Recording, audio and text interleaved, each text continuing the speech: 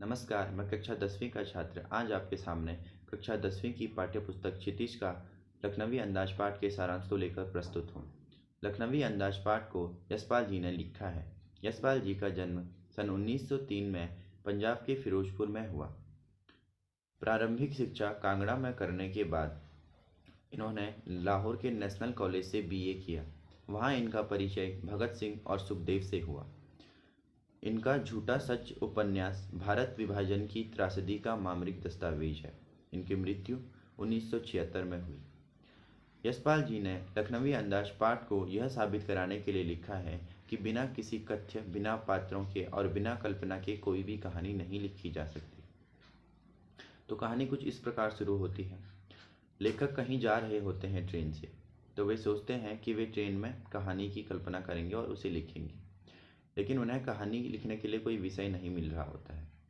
क्योंकि कहानी लिखने के लिए एक एकांत वातावरण चाहिए, इसलिए वे कुछ ज़्यादा पैसे खर्च करके ट्रेन में सेकंड क्लास के डिब्बे की एक टिकट ले लेते हैं। लेकिन वे जैसे डिब्बे में पहुंचते हैं तो अनुमान के प्रतिकूल डिब्बा खाली नहीं होता है। वहां पर पहले से लखनऊ के एक नवाब सफ़ेद कपड़ों में पालती मारकर बैठे होते हैं और उनके सामने 2 ताजे खीरे रखे होते हैं। कुछ समय एक साथ डिब्बे में बैठ जाने के बाद लखनऊ के जो नवाब होते हैं वे लेखक से बात करने में कोई रुचि नहीं दिखाते हैं। वे कुछ समय खिड़की से बाहर देखते हैं और फिर लेखक से पूछते हैं कि क्या आप खीरा खाना चाहेंगे, लेकिन लेखक मना कर देते हैं।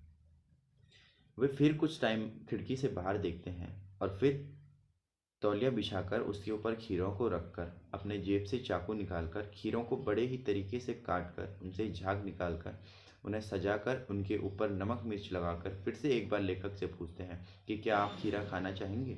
लखनऊ का बालम खीरा है। लेकिन लेखक के मुंह में वैसे तो पानी आता है खीरों को इतने तरीके से देखकर, लेकिन वे अपने आत्मसम्मान को निभाना उचित समझते हैं और खीरा खाने से एक बार फिर मना कर देते हैं।